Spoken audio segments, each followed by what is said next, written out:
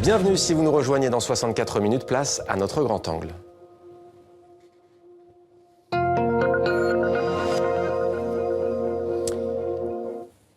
Adrien Candiard est le grand témoin de 64 minutes. Bonsoir, merci d'être avec nous. Bonsoir. Vous êtes frère dominicain, vous êtes théologien, islamologue, auteur de Comprendre l'islam, ou plutôt Pourquoi on n'y comprend rien. C'est aux éditions Flammarion.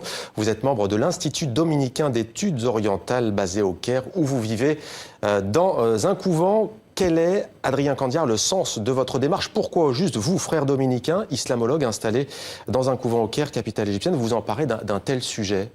Alors, ça n'était pas mon but premier. Je travaille actuellement à une thèse de doctorat sur de la théologie musulmane classique, sur les rapports entre foi et raison au XIIIe, XIVe siècle, donc assez éloigné de l'actualité. Et pourtant, quand vous travaillez sur ces questions-là, sur l'islam, en France, on vous sollicite souvent. Quand je repasse par la France, beaucoup de gens me demandent d'intervenir, de donner quelques clés, parce que ce sujet a pris quand même une certaine ampleur dans le débat public. Et c'est comme ça que je me suis trouvé invité à faire une conférence dans une paroisse à Paris, l'année dernière, quand je passais par Paris. La date était choisie longtemps à l'avance et c'était le 19 novembre. Donc 6 jours après les attentats du Bataclan.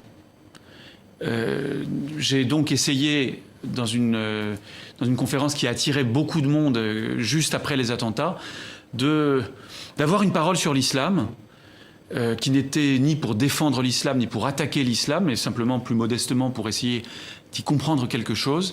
Donc j'ai essayé de dire quelque chose à ces gens qui étaient là. Et puis le texte de ma conférence a beaucoup circulé, sur les réseaux sociaux en particulier. Des éditeurs m'ont proposé, dont Flammarion, d'en faire un livre.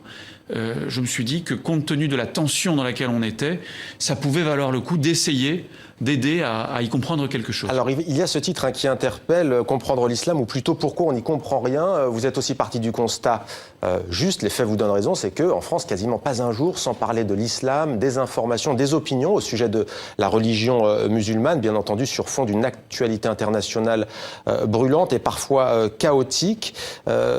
Pourquoi est-ce que vous avez choisi ce titre précis, plutôt Pourquoi on n'y comprend rien? Ça veut dire que plus on en parle, moins finalement on comprend? C'est ce que j'ai toujours remarqué.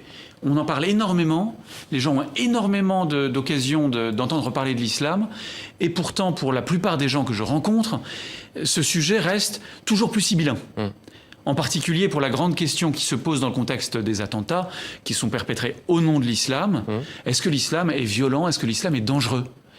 Et alors même que vos confrères traitent cette question à longueur d'articles et d'émissions, on en ressort rarement avec des idées claires. Sans doute parce qu'on commence à entrevoir que l'islam est un univers. Et vous avez votre idée pour expliquer cette incompréhension. Vous écrivez notamment, quasiment dès le début du livre, 2 erreurs courantes empêchent de comprendre quoi que ce soit à l'islam. La première, c'est de croire que l'islam existe. La seconde, de croire qu'il n'existe pas. Voilà qui mérite un éclairage. Dites-nous. Évidemment, c'est une manière un peu provocante de présenter les choses. Quand je dis que l'erreur première est de croire que l'islam existe, c'est de croire que l'islam est une réalité simple, qu'on peut résumer en quelques mots ou en quelques phrases, que c'est une réalité unifiée, qu'il y aurait un véritable visage de l'islam. On se dit parfois, est-ce que les terroristes ont révélé, par exemple, le vrai visage de l'islam? Certains vont dire, oui, bien sûr, c'est ça le véritable islam. D'autres vont dire, pas du tout, le véritable islam, c'est un islam pacifique, tolérant. Et je crois que le fait qu'on n'arrive pas à trancher dans ce débat-là, c'est qu'on ne peut pas trancher. C'est parce qu'en réalité, il n'y a pas un véritable visage de l'islam. Et de chaque côté, en positif ou en négatif, au fond, en Occident, chacun tente d'essentialiser, enfin essentialise cette religion. L'islam n'est pas une réalité simple. L'islam est une réalité complexe, qui a une grande diversité à la fois culturelle. Dans le monde arabe ne représente, enfin le Proche-Orient arabe a moins de musulmans que l'Inde, qui n'est pas un pays musulman. Donc il y a des réalités culturelles qui sont très différentes, mais aussi théologiques, pas seulement entre sunnites et chiites, où on sait qu'il y a une grande opposition, mais au sein même du sunnisme, il y a des différences théologiques, philosophiques, juridiques, spirituelles. Il y a différentes manières de vivre l'islam, et nous n'avons pas de l'extérieur à choisir et à dire « ça c'est le véritable islam, ça ne l'est pas ». On doit accepter cette complexité. De ce mot islam, Adrien Candiard, découlent des mots souvent utilisés dans les médias, dans les journaux, islamisme, djihadisme, salafisme. Pas facile de s'y retrouver retrouver quand on est de l'autre côté de la caméra ou quand on lit la presse. Prenons le mot salafisme, qui est omniprésent dans le débat, notamment après les attentats. Vous avez évoqué celui du Bataclan. Est-ce que selon vous, vous qui êtes islamologue, c'est le bon terme pour parler de ces auteurs d'attentats, de ces radicalisés?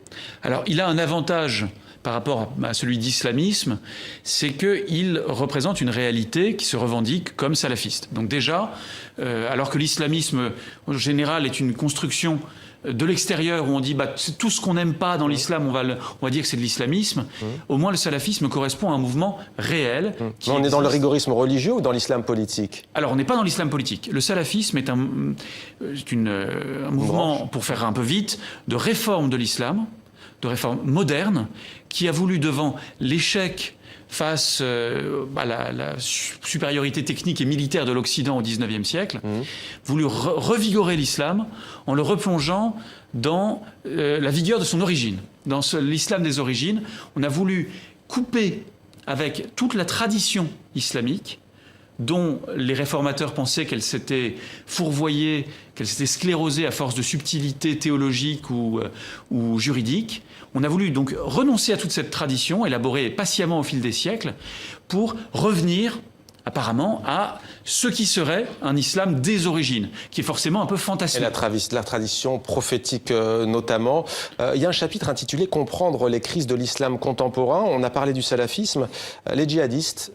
Alors, les djihadistes sont un mouvement très minoritaire qui est issu du monde salafiste. C'est-à-dire que c'est dans le monde salafiste que va apparaître des mouvements violents qui cherchent, dans la logique de retrouver l'islam des premiers temps, la communauté primitive de Médine, sa dimension guerrière. La plupart des salafistes ne sont pas djihadistes, ne cherchent pas à renverser l'ordre politique mondial.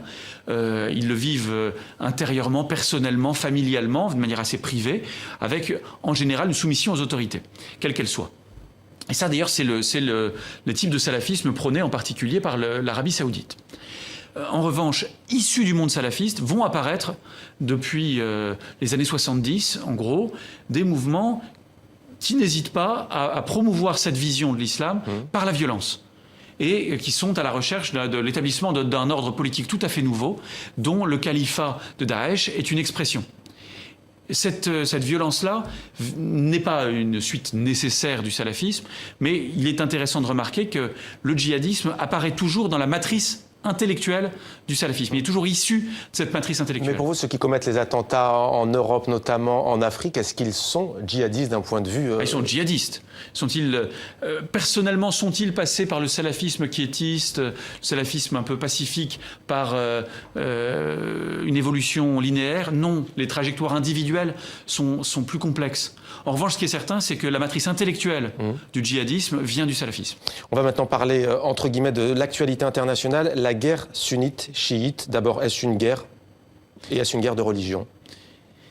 Ce qui est un peu paradoxal, c'est que dans cette grande division entre le sunnisme et le chiisme, qui historiquement a parfois été très, très dure au point de vue théologique, on a eu Rappelons que ça veut dire la scission. Oui, alors les chiites sont qu'on appelle les partisans de Ali. Au départ, dès les premières décennies de l'islam, vous avez une division d'ordre politique entre les partisans de la famille du prophète et les partisans de la famille dominante. Ça, c'est pour la succession. Mais aujourd'hui, quand on voit le Yémen, notamment l'intervention de l'Arabie saoudite, quand on voit ce qui se passe en Syrie, est-ce qu'on est là dans la théologie ou est-ce qu'on est là dans un conflit purement politique? Alors, justement, ce qui a commencé dans la politique s'est élargi en théologie. Ouais.